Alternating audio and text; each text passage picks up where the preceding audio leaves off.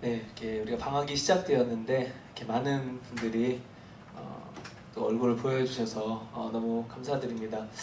처음 오신 분들, 또 방문하신 분들 또 환영하고 축복하고요. 방학 중에도 계속해서 유익한 또 은혜로운 귀한 시간들을 잘 만들어 가면 좋을 것 같습니다. 오랜만에 또 이곳이 본가여서 타지의 학교에 있다가 역귀성 하신 분들 계십니다. 너무 반갑고요. 너무 보고 싶었습니다. 방학 동안에 또 이렇게 또 귀한 또 교제 시간 잘 나눠봤으면 좋겠어요. 오늘 우리 세가족 수료식 우리 올해 들어서 가장 좀 간단한 작은 규모로 진행이 됐는데요. 두 분 계셨습니다. 한 분은 또 본가에 가시게 돼서 사실 이렇게 영상으로 같이 이렇게 참여를 하려고 했는데 또 시간이 또 안 되게 돼서 오늘은 이제 구두로만 좀 전달하게 됐고요. 우리 조준희 자매님 혼자서 이렇게 축복을 받으셨어요. 마침 또 그 담당 마을장이신 이나라 마을장님도 또 혼자 축복을 받으셨어요. 오늘 마을에 경사가 겹친 날입니다. 네. 축하드리고요. 네, 다시 한 박수로. 네. 네. 우리 안에서 또 좋은 공동체 생활 이어갔으면 좋겠습니다. 축하드리고요.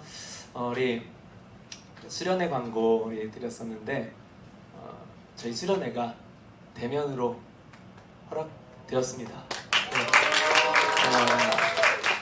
정말 많은 기도와 또 고민 우리 함께 했는데 정말 우리가 그만큼 조심해서 잘 수련회 진행했으면 좋겠습니다. 핵심 관건은 사전 코로나 검사 의무화입니다. 그래서 코로나 검사 어렵잖아요. 저도 2번이나 받았는데요. 오히려 제가 비염이 좀 심한데 코도 시원해지고 좋더라고요. 예. 그래서 아직도 무료고요. 특별히 이제 천안 시청 보건소 가면은 정말 금방, 너무나 금방 간단하게 그냥 모기가 문 것보다도 더 간단하게 진행이 됩니다. 그럼에도 많이 어려우신 분들이 계시다면 저희가 스트리밍으로도 이번 수련회를 진행을 같이 합니다.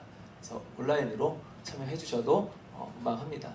그래서 이번 수련회 때 이틀 꽉 채워서 이틀 합니다. 그래서 좋은 시간, 귀한 시간 마련했으면 좋겠습니다. 바로 수련회 전주에 우리 온라인 단기 선교 우리 인도네시아 우리 하늘길이 아직 열리지 않아서 열렸지만 우리가 좀 조심하는 가운데 인도네시아 단기 선교를 진행하는데요. 지금 인도네시아가 동남아 최악의 지금 상황을 맞고 있다고 합니다. 하루에 14,000명 이상 누적인가요? 그때 동남아 최고래요 지금. 그래서 많이 기도가 필요하고요. 그럼에도 지금 우리 온라인으로 단기선을 진행을 합니다. 그래서 7월 11일과 18일 주일 오후 4시에 개회예배와 폐예배를 저희 청년대학부 예배팀에서 또 진행을 하고요. 주중에는 이제 여러 가지 스쿨들이 진행이 되고요. 청년대학부에서 몇 분이 음악 스쿨을 또 진행을 같이 하게 되었습니다. 기도로도 또 같이 참여해 주셨으면 좋겠고 내년에 하늘길이 열리게 되면 인도네시아 현지로 단기 선교 가는 것은 저희 청년대학부가 지금 청약 1순위로 다른 부서들보다 먼저 1순위로 지금 해놓은 상태입니다. 내년에는 꼭 우리 현장에 같이 단기 선교를 참여할 수 있도록 많은 기도도 부탁드려요. 방학 중에도 우리 운동 모임 계속 진행이 됩니다. 저는 오늘 사역이 있어서 참여는 못하는데요. 계속해서 운동을 통해서 우리 좋은 교제, 친목도 다져가는 시간 되었으면 좋겠습니다. 우리 말씀 같이 보도록 하겠습니다. 우리 느헤미야서 우리 작년 10월 정도부터 시작했던 것 같은데 한 반년 정도면 끝날 이 연속 설교가 지금 이제 8개월 이상 지속이 되고 있습니다. 중간에 이제 우리가 멈췄었는데 곧 이제 고지를 향해 나아가고 있어요. 우리 18번째 시간입니다. 느헤미야서를 통해서 우리 회복해 나가는 우리 성전된 삶의 우리 여정 18번째 시간인데요. 우리 지난 시간에 하나님의 공의야말로 우리가 은혜를 받았다는 것을 보여주는 그 기준이 된다라는 사실 함께 나눴었죠. 바로 그 공의의 하나님께 우리가 그 공의의 성품에 기대서 어떻게 기도하고 어떻게 간구해야 마땅한 것인가 우리 함께 오늘 나눠보기를 원합니다. 그저 무작정 떼쓰고 하는 것이 아니라 온전히 응답이 되어질 만한 그런 기도가 무엇인지 함께 고민해 볼 수 있는 시간이 될 수 있기를 소망합니다. 이 느헤미야와 유다 백성들 재건된 성전에서 계속해서 성회로 모입니다. 이제 계속 그 집회 중인 거예요. 그들의 예배에서 드려지는 이 선포와 고백의 주제, 바로 우리들이 지은 죄, 우리 조상들이 지은 죄, 우리가 과거에 지었던 우리 모든 죄악들, 우리가 죄인입니다 라는 것을 선포하고 고백하고 있는 거예요. 자신들이 나라를 빼앗기고 포로로 살게 된 근본 원인이 자신들의 죄악에 있었음을 고백하고 그것을 회복해 하신 주님을 찬양하며 앞으로 다시는 그러지 않겠다라는 결단으로 나아가고 있는 것. 그런 그들이 이제는 주님의 성품에 기대어 다시 한번 토로하고 있는 겁니다. 32절을 보시면 그들은 하나님께 자신들의 환난을 작게 여기지 말아달라 이렇게 호소를 하는데요. 어떤 하나님께 호소를 하느냐? 하나님의 여러 가지 얼굴이 있죠. 성품이 있고 능력이 있으신데 그 중에 어떤 하나님의 성품을 붙잡고 호소하느냐 하면 광대하시고 능하시고 두려우시고 언약과 인자하심을 지키시는 하나님께 호소하고 있는 거예요. 광대하시고 능력 있으시고 그리고 두려운 존재이시고 언약을 반드시 지키시는 약속의 하나님, 인자하심이 한이 없으신 하나님, 이런 하나님의 성품을 붙잡고 하나님은 정말 능력 있으시잖아요. 하나님은 영광스러우시잖아요. 그러니까 그 능력 그리고 그 약속을 지키시는 그 성품, 그 은혜를 우리를 향해서 좀 베풀어 주세요. 이렇게 기도를 하고 있는 거예요. 하나님의 이 몇 가지 성품들을 제가 지금 나열을 했는데요. 크게 둘로 나눌 수가 있습니다. 먼저는 광대하시고 능하시고 두려우신 하나님, 그리고 다른 하나는 언약과 인자하심을 지키시는 하나님. 이렇게 둘로 나눌 수 있다는 거예요. 이 둘을요, 이 단어들의 의미로 보면 서로 반대되는 성격을 지닌 것 같습니다. 광대하시고 능하시고 두려운 하나님, 어떤 공의적인 느낌이 강하죠. 그리고 언약, 자비하심, 이런 것들은 은혜와 용서의 어떤 느낌을 또 주고 있는 거예요. 우리가 하나님의 이 성품에 기대해서 무언가를 간구할 때 이것이 매우 중요하다는 겁니다. 하나님의 여러 가지 성품이 있어요. 근데 그 중에 내가 지금 필요로 하는 그 구함과 맞는 성품을 우리가 붙잡고 기도해야 한다는 거예요. 그런데 유다 백성들은 자신들의 죄악을 고백함에 있어서 은혜와 용서의 성품에만 기대지 않고요, 먼저 하나님의 공의로우심을 선포합니다. 그 이유가 무엇일까요? 주님께서 우리에게 용서의 은혜를 베푸시려면 두 가지 필요 충분 조건이 성립되어야 돼요. 먼저 첫 번째는 죄에 대한 하나님의 명확하고 옳고 그른 명확한 그 기준, 죄에 대해서 이건 분명히 옳아, 이건 잘못된 거야 하는 확실한 기준, 냉정하리만 확실한 기준이 있어야 하고요. 다음으로는 우리가 용서를 받지 않으면 우리는 죽을 수밖에 없는 그 죄를 우리가 지어야만 한다라는 거예요. 하나님의 옳고 그름의 기준이 있고 거기에 부합하지 못한 우리의 죄된 행동, 이 두 가지가 있어야 하나님이 우리에게 은혜를 베푸실 수 있는 모든 조건이 성립이 된다는 거예요. 하나님께서 용서의 은혜를 베푸시기 위해서 우리 인간이 하나님의 그 공의로운 기준에 맞지 않는 죄를 지어야 한다라는 거죠. 그렇기 때문에 이 유다 백성들은 용서와 은혜의 하나님 이전에 공의의 하나님, 이 기준이 명확하신 하나님에 대해서 먼저 찬양을 드린 거예요. 우리가 주님께 회개하며 용서를 구할 때 먼저 똑같이 주님의 공의로우심을 우리가 인정을 해야 합니다. 하나님의 공의는 어떻게 보면 우리의 잘못을 다 끄집어내는 그 고백이 될 수 있어요. 우리의 더러움, 우리의 죄악을 정말 가리지 않고 낱낱이 보여주시는 아주 밝은 빛이 바로 하나님의 공의의 성품이시고, 그런데 은혜는요, 그것을 용서해 줍니다. 그 밝히 비춰진 우리의 더러운 이 몸뚱아리를 하나님께서 옷을 덮어서 감싸주십니다. 이게 은혜입니다. 근데 어두움 가운데 계속 쌓여 있을 때 우리는 발가벗은 몸인지 뭔지 모르죠. 그러면은 이 옷을 덮어준들 우리가 은혜로 생각을 하겠냐는 거죠. 우리가 우리의 잘못을 드러내야지만, 그 드러내는 순서를 가져야지만 우리는 자비를 얻을 수 있다라는 거예요. 그러지 않고요, 그 순서 없이 그저 은혜만을 구한다, 이게 어불성설이 되는 겁니다. 그것은 우리가 잘못한 것보다 주님이 벌하시는 것, 이것이 더 나쁜 것 아니냐, 이렇게 이야기하는 거랑 같은 거예요. 내가 잘못한 거 알아, 죄진 거 알아. 근데 좀 너무하신 거 아니야. 근데 그렇게까지 꼭 하셔야 돼. 이렇게 우리가 여기고 있다라는 거죠.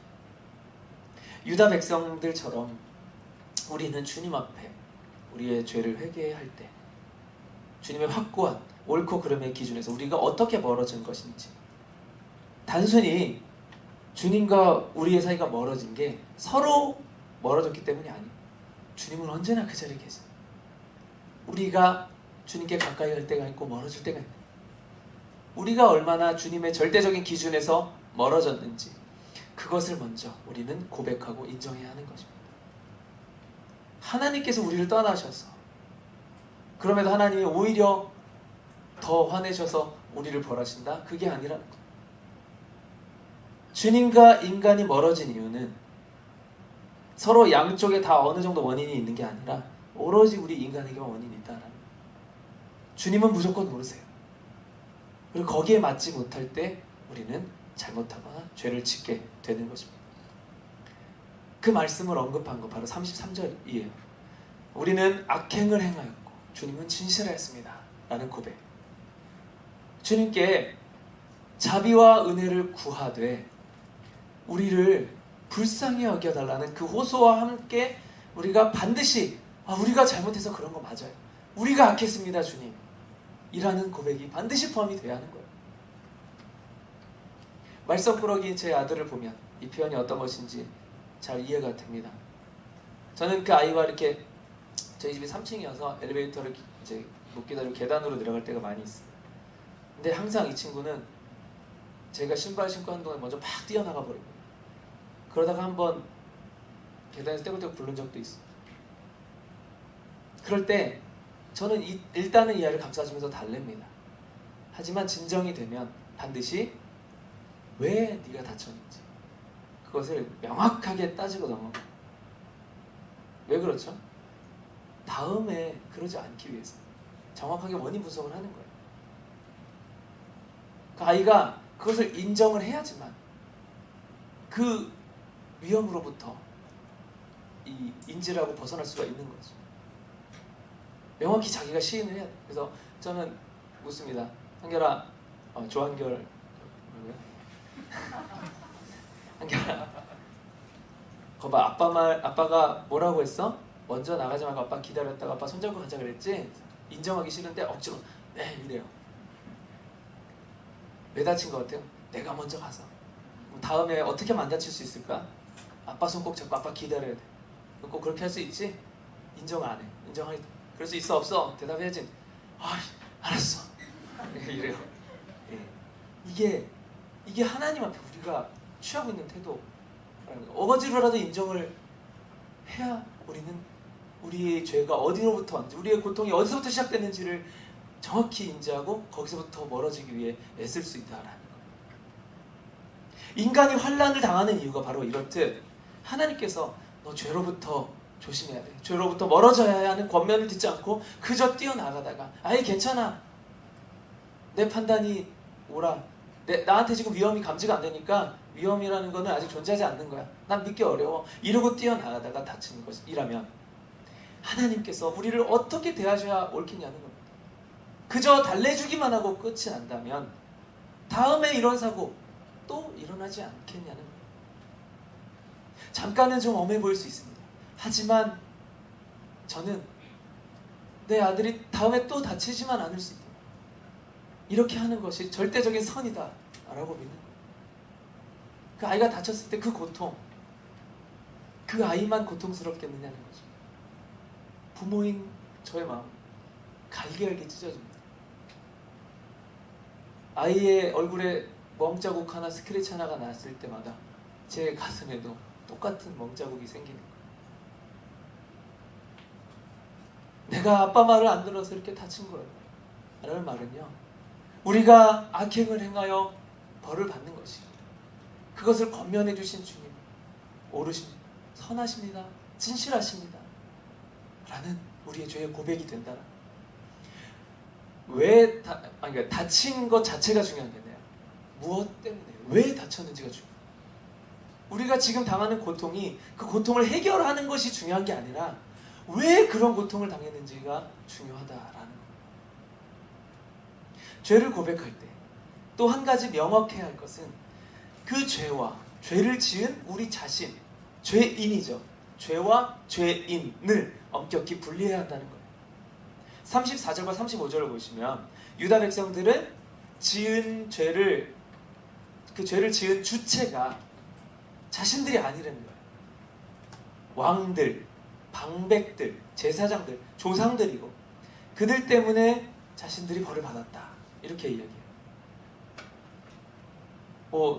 안 되면 조상 탓 이런 말이 있죠. 그런 건가요? 그런 차원으로 지금 이야기하는 건가요? 자신들의 죄를 남 탓하는 거로 보이세요? 물론 그렇게 보일 수 있습니다. 하지만 이들의 이 과거의 자기 조상들과 지금의 이 유다 백성들을 한 주체로 본다면, 영적으로 하나로 본다면 이들의 과거와 지금이 다른 거예요. 즉 과거에 거듭나지 못했을 때의 옛사람과 이제 하나님의 은혜를 깨닫고 죄를 완전히 자복한 정말 구원을 얻은 새 사람, 과거와 현재 모습이 달라져 버렸다는 거예요. 옛사람과 거듭난 새 사람을 엄격히 분리하고 있는 고백이라는 거예요. 로마서 7장에서 사도 바울은 육신의 죄와 영으로 거듭난 자신을 분리합니다. 자신이 과거에는 죄를 많이 지었어. 근데 이제 예수님을 만나고 새 사람이 되었어. 근데 과거랑 똑같은 죄를 계속 짓고 있는 자기를 발견하는 거예요. 그래서 너무나 자괴감에 빠지고 우월한 나는 공고한 자로다. 그런데 그때 깨닫습니다. 내가 지금 짓는 죄는 아직까지 하나님께서 이 땅에 구원을 받았지만 이 땅에 남아있으라고 해서 남아있기 때문에 함께 동반 생활을 해야 할 이 죄된 옛날 사람 육신이 아직 나랑 같이 있기 때문에 자꾸만 죄를 짓게 되는구나. 그런데 지금은 그 죄를 거부하기를 원하는, 그 죄와는 섞이지 못하는 새 사람이 되었어요. 그래서 옛날에는 죄를 죄라고 여기지도 않고 지었는데 지금은 나도 모르게 어쩔 수 없어 죄가 지어지는데 내가 너무나 괴로워. 이게 내가 새로 거듭난 모습이구나. 죄를 안 지어서 새로 지는 게 아니구나. 거듭나기 전에 지은 죄와는 달리 지금 짓는 데는 본질적으로 지금 새 사람이 된 내가 짓는 죄는 아니다 라는 거예요. 자, 이거 잘못 해석하면은 그렇기 때문에 거듭난 후에 짓는 죄는 나와 상관이 없고 나는 아무 잘못 없고 그래서 그 죄는 책임질 이유가 없다 이렇게 오해할 수 있어요. 이렇게 해석하기 때문에 나온 이단이 바로 구원파인 거예요. 여러분, 구원파가 무슨 짓을 했는지 아시죠? 세월호 사건. 거기 그 선장 어떻습니까? 바로 이 논리 때문에 내가 짓는 죄는 거듭난 구원받은 나와는 상관없어. 죄 마음껏 짓는 거야. 배가 침몰해도 자기만 사는 거예요. 어차피 쟤들은 구원 못 받았으니까 이러면서. 잘못 오해하시면 안 되는 거예요. 거듭난 지금의 내가 정말 거듭난 거라면요, 아직 존재하는 옛사람이 지는 이 죄에 대해서요 책임을 지는 거예요. 어떻게 책임을 집니까? 죄에 대해서 내가 달게 벌을 받아요. 죄를 안 짓는 게 법을 안 어기는 거죠. 근데 죄를 지었을 때 죄에 대한 합당한 대가를 받는 것도 법을 지키는 겁니다. 여러분.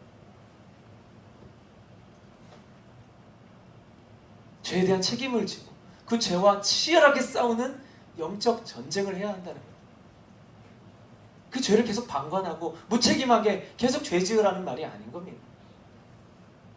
단지 거듭난 후에 짓는 죄는 성령의 내주하심으로 인해 진정한 회개가 가능하게 되었다라는 점이 옛사람의 죄와 다른 것뿐입니다.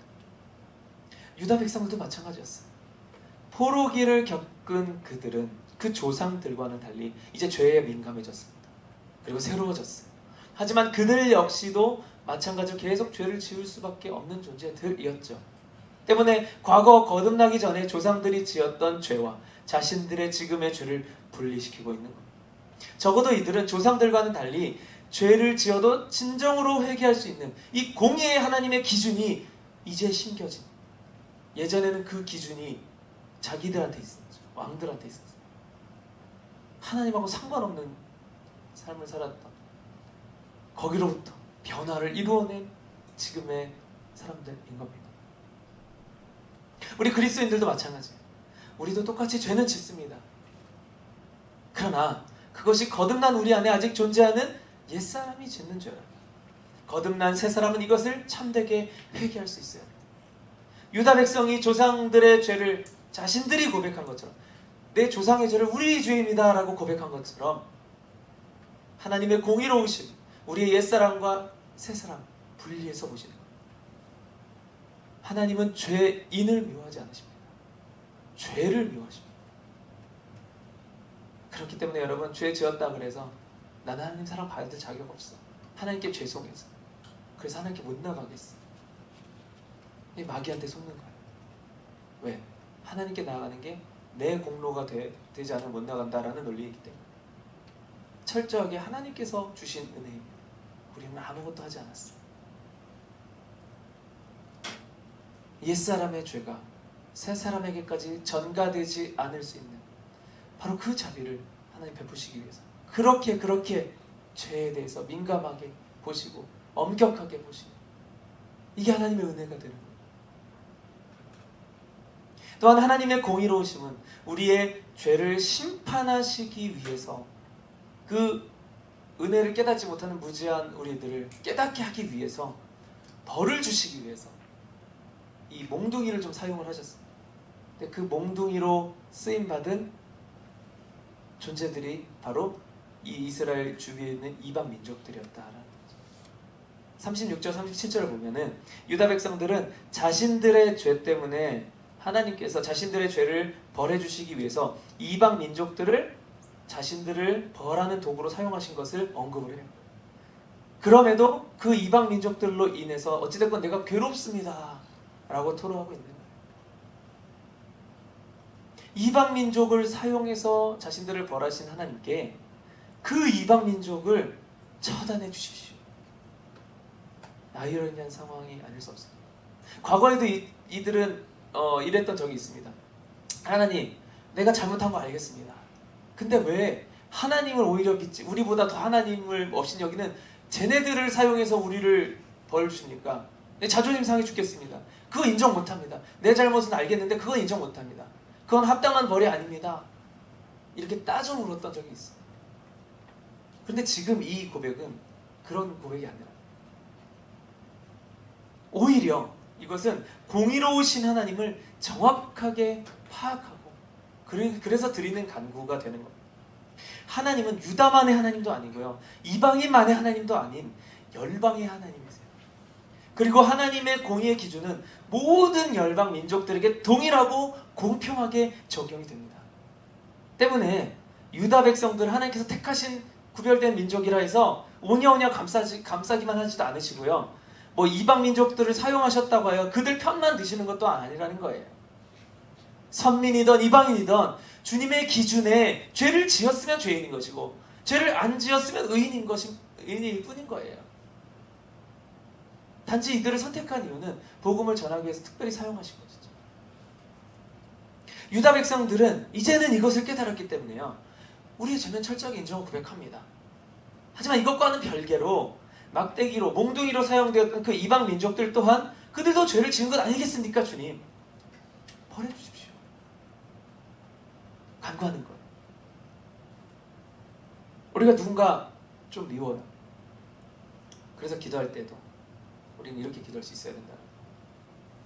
내 편만도 아니고 또 그 상대방 편만도 아니고 공의로우신 하나님께, 정말 공평하신 흔들림 없는 기준이 되시는 그 하나님께 기도해야 한다는 거예요. 기도하는 내가 하나님 편인지 아닌지를 점검을 해야 한다는 겁니다. 미국의 이 남북 전쟁 때 북군의 이 수장이었죠, 링컨에게 이제 그 참모들이 찾아와서 말을 했습니다. 지금 남북은 하나님께 자신들의 편이 되어달라고 기도하고 있습니다. 우리도 맞불을 놓을 그 기도를 해야 하지 않겠습니까? 하나님께서 우리 편이 되어달라고 말합니다. 이러다가 하나님께서 남부의 편을 들어주시면 어떻게 하실 겁니까? 링컨이 말을 했죠. 하나님께서 누구의 편이 되어주시느냐가 아니라 우리가 진정으로 하나님의 편인가가 중요합니다. 하나님은 옳고 그름이 분명하세요. 그런데 우리가 그 하나님의 옳음의 기준에 서 있는가? 우리가 거기에서 멀어져 있으면서 하나님이 내 쪽으로 오시지 않는다고 하나님을 악하다, 하나님을 냉정하시다, 하나님 엄하시다, 하나님 은혜가 없으시다 라고 볼 수 있느냐는 겁니다. 우리가 하나님의 공의 성품에 기대어 기도하지 못한 이유, 그 기도의 기준이 하나님이 아니라 나에게이기 때문입니다. 나의 무언가를 위해, 나의 어떤 것을 맞추기 위해 하나님이 나한테 맞춰주셔야 응답이 된다라고 여긴다는 겁니다. 하지만 하나님의 공의는 절대적이에요. 변하지 않아요. 불변이에요. 하나님이 우리에게 맞추시는 게 우리가 하나님께 맞추는 것이 우리가 기도할 때 굉장히 중요한 요소가 된다라는 거예요. 하나님의 기준에 맞추지도 못하면서 우리가 기도한다면, 그걸 하나님이 들어주신다면 그거야말로 하나님은 정의롭지 못한 분이 되는 거예요. 그런 정의, 세상이 어떻게 신뢰하겠습니까? 마지막 38절, 그 공의의 하나님 앞에 이제는 내가 돌이키겠다 라는 결단을 기록합니다. 기록하고 그것을 인봉해요. 이 딱 락을 거는 겁니다. 그런 유다의 백성의 모습들을 보여주고 있습니다. 주님의 언약을 견고히 세운다 라는 이 표현, 회개하면 용서를 받지만 그렇지 않으면 심판받는다 라는 주님의 약속을 분명하게 각인한다, 세운다 라는 거예요. 따라서요, 이 언약, 이 약속을 반드시 지키시는 하나님의 성품, 그 약속은 용서해 주겠다라는 약속뿐만이 아니에요. 끝까지 돌이키지 못하면 반드시 심판이 임한다라는 심판에 대한 약속이기도 한 겁니다. 따라서 우리 유다 백성의 이 결단, 주님께서 용서해 주시기로 한 그 약속을 지켜달라는 그 요구가 아니라요, 어떻게든 자신들이 반드시 회개하겠다, 회개의 삶을 살겠다, 회개 열매를 가지고 살겠다라고 결단하는 겁니다. 하나님 용서해 주시겠으니까 그 약속 지키셔야 됩니다. 하나님께 따지는 게 아니라요, 하나님은 무조건 약속을 지키시는 그 성품이에요. 내가 믿어요. 단지 내가 하나님 그 기준에서 멀어져서 죄를 지으면 심판을 받는 것, 그것 또한 하나님이 지키셔야 될 부분인 거 내가 압니다. 그렇게 내가 죄로부터 멀어지지 못했어도 나를 용서해 주신다? 죄로부터 멀어졌을 때 나를 용서해 주시지 않으면 하나님 약속을 안 지키신 겁니다? 가 아니라 죄로부터 멀어졌을 때는 심판을 해주시는 게 약속을 하나님 지키시는 겁니다. 이걸 인정한다는 거예요. 그렇기 때문에 우리는 용서의 은혜를 받기 위해서 어떻게든 회개를 결단합니다. 이걸 이제 기록을 했잖아요. 기록하고 잠가버렸어요. 이걸 기록한다는 거. 결단이 그냥 애매모호하게 말로만 대충 하고 끝난다는 게 아니에요. 우리도 중요한 거 문서로 남겨서 도장 꽝 찍잖아요. 계약서 같은 거. 확실하게. 기록은 그런 의미입니다. 명확하게 내가 이거를 반드시 지키겠다. 인봉하는 것. 그것을 지키고자 하는 그 의지에 대한 강력한 표현. 그저 말로만 이번 위기만 잘 모면해보자라는 요행으로서 회개가 아니라 정말 자복한, 그래서 다시는 돌이키지 않으려는 의지를 하나님께 보여드리고 있는 것. 저희 사전에는요, 신중, 고민 이런 단어가 없습니다. 저는 인간은 아무리 고민해도 그 결과에 반드시 하자가 있기 때문에 차라리 과정 가운데 이 고민하는 데 에너지를 쏟지 말고요, 일단 저지르고 나타나는 그 리스크를 해결하는 데 내 에너지를 쏟겠다, 좀 이런 주의입니다. 하지만 이제 우리 교회 스타일은 조금 반대예요.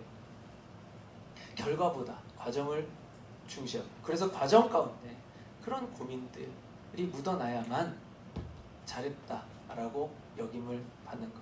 이게 저희 교회 스타일. 제가 무언가 기획 같은 걸 할 때 이 점이 제일 힘들었어요. 저는 이제 일이 잘 안 되어지고 그것을 해결할 때보다 아무 일도 아직 일어나지 않았는데 고민하는 거, 이게 너무 스트레스인 사람. 그러다 보니까 제 기획에는요 그런 고민의 흔적이 보이지 않아요. 교회가 보기엔 아무 고민도 하지 않은 이 계획을 신뢰할 수가 없는. 우리 수련회를 준비할 때도 마찬가지였어요. 그래서 제가 어떻게 대면으로 했을 때 내가 어떻게 대처를 할 수 있겠는가, 혹은 비대면일 때는 어떤 식으로 이 소통을 할 것인가 해서 정말 고민하고 몇 번을 갈아엎고, 원래 그렇게 안 하거든요. 저는 플랜 A만 있는 사람이었어요. 플랜 C까지 만들어서 그 중에 2개 버려야 되거든요. 어차피 버릴 거예요, 만들지. 근데 그게 그 과정 가운데 이 결과를 낼 때 그만큼 신뢰를 준다라는, 명확하게. 이 유다 백성들이 자신의 결단을 굳이 기록까지 하고 인봉하는 것, 바로 이런 표현. 정말 내 죄에 대해서, 내가 한 회개에 대해서 정말 이게 진짜 내 회개인가 고민하고 또 고민하고, 내가 이걸 지킬 수 있을까? 근데 못 지켜. 어떻게? 다시금 회개하지. 옛사람하고는 내가 다르잖아. 우리 조상들하고 우리 다르잖아. 고민한 것을 기록하고 표현해서 인봉해버린 거예요. 자, 이 결제를 받으시는 하나님 입장에서 그저 내가 말로만 하는 고백, 그리고 이렇게 기록해서 인봉한 고백, 하나님 내가 잘못했어요 이런 거랑 반성문, 정말 얘가 정말 뭘 잘못했구나라는 걸 이 생각을 통해서 볼 수가 있거든요. 어떤 고백을 더 신뢰할 수 있겠습니까? 결제자 입장에서. 그래서 저는 이번에 제 사전에 신중과 고민의 단어를 기록하였습니다. 주님의 공의는 처음부터 지금까지 그 기준이 전혀 변하지 않았습니다. 단지 우리가 상대적으로 왔다 갔다 한 거예요. 한번 하나님께 아무리 잘 보인다 해도요, 우리 그 기준에서 벗어나면 죄예요.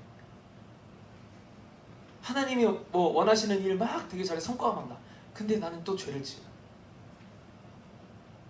세상은 잠깐 속을 수 있겠지만 하나님은 절대 속지 않으세요. 답은 간단합니다. 그저 우리가 죄에서 멀어지지 않으려는 그 간절한 마음을 지금 주신 성령님께 의탁드리면 됩니다. 주님 앞에 뭘 내가 잘하려고 막 하는 게 아니라요, 그보다 우선적으로 내 죄와 계속 싸워 나가는 그 모습을 진솔하게 보여드려요. 그리스도인이 살아가야 할 태도이고, 그리고 나는 그 싸움을 이길 힘이 절대 없는 존재라는 걸 인정하고, 그래서 성령 하나님께 그 힘을 달라, 그 능력을 달라, 그 보호하심을 간구하는, 이게 우리의 기도 제목이 되어야 하는 겁니다. 바로 그런 상태로 드리는 기도의 간구, 무조건 응답되는 거예요. 왜냐하면요, 하나님 기준에서 벗어난 기도 자체를 그런 상태에서 하지 않으려고 하기 때문에.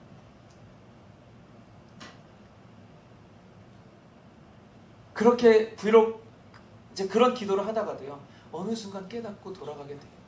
나도 모르게 주님 영광을 위해 주님의 기준에 맞는 기도를 하고 있는 나를 발견하게 될 것입니다. 일단 기도 자리로 안 나가는 것보다 나아요. 하나님 멱살이라도 잡고 하나님과 계속 붙어서 하나님하고 씨름하면요, 결국 하나님 뜻대로 되어집니다. 왜요? 우리 하나님 절대 이길 수 없기 때문에. 내가 하나님을 떠나는 것, 그게 끝장입니다.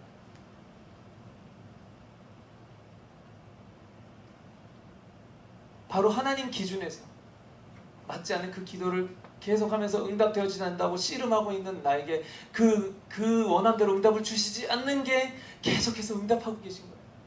야, 너 그렇게 기도하면 안 돼. 그런 마음 가지면 안 돼. 그거는 내가 해줄 수가 없다. 너를 위한 게 아니니까. 계속 말씀하고 계속 응답하고 계신 거예요. 우리가 그걸 안 들어요.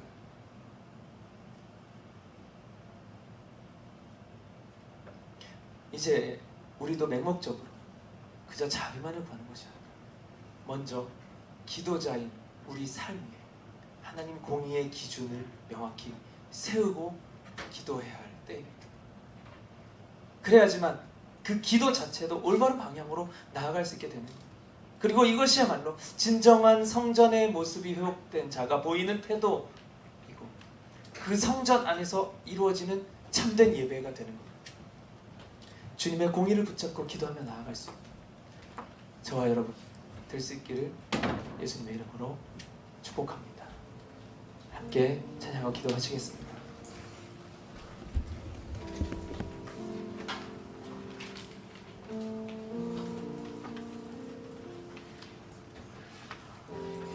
계속해서 우리 찬양을 고백할 때 나를 위한 주님이 아니라 주님을 위한 나,